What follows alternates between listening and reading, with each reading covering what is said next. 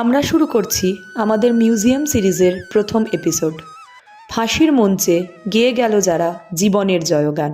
হ্যাঁ, বাইরের কোলাহল পেরিয়ে আমরা এমন এক জায়গায় প্রবেশ করেছি যেখানে বীর বিপ্লবীরা ফাঁসির মঞ্চে জীবন দিয়ে স্বাধীনতার জয়গান গেয়ে গেছেন।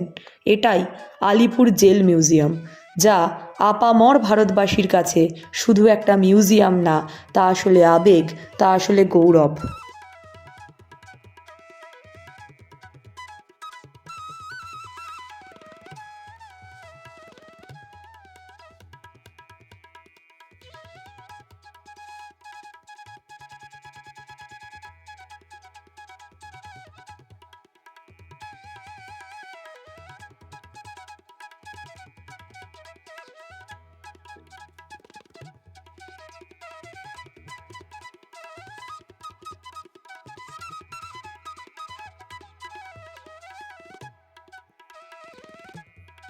ব্রিটিশ শাসনের অমানবিক অত্যাচারে দেশ যখন পর্যুদস্ত, তখন যারা দেশের কথা ভেবে নিজেদের জীবন, যৌবন, সংসার উৎসর্গ করেছিলেন, তাদের প্রত্যেকের জীবনের খণ্ড কাহিনীর চিহ্ন বহন করছে এই মিউজিয়াম।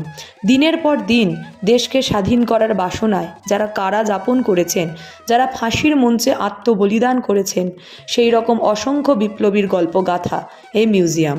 এক ক্ষুদ্র পরিসরের মধ্যে দেশের জন্য ক্ষুদিরাম থেকে নেতাজি, বিনয় বাদল দীনেশ থেকে কাজী নজরুল ইসলামের অবদানকে জানতে হলে, অনুভব করতে হলে অবশ্যই এই মিউজিয়ামে আসতে হবে।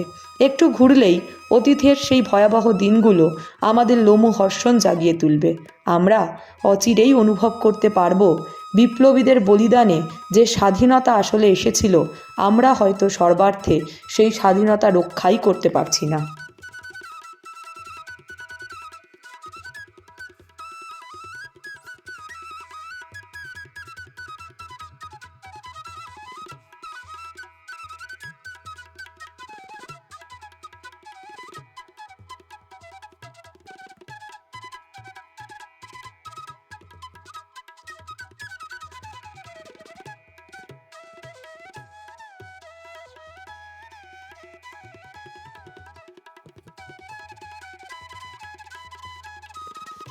কারাগারের জীবন আসলে কতটা ভয়াবহ তারও একটা আন্দাজ এখানে পাওয়া যাবে।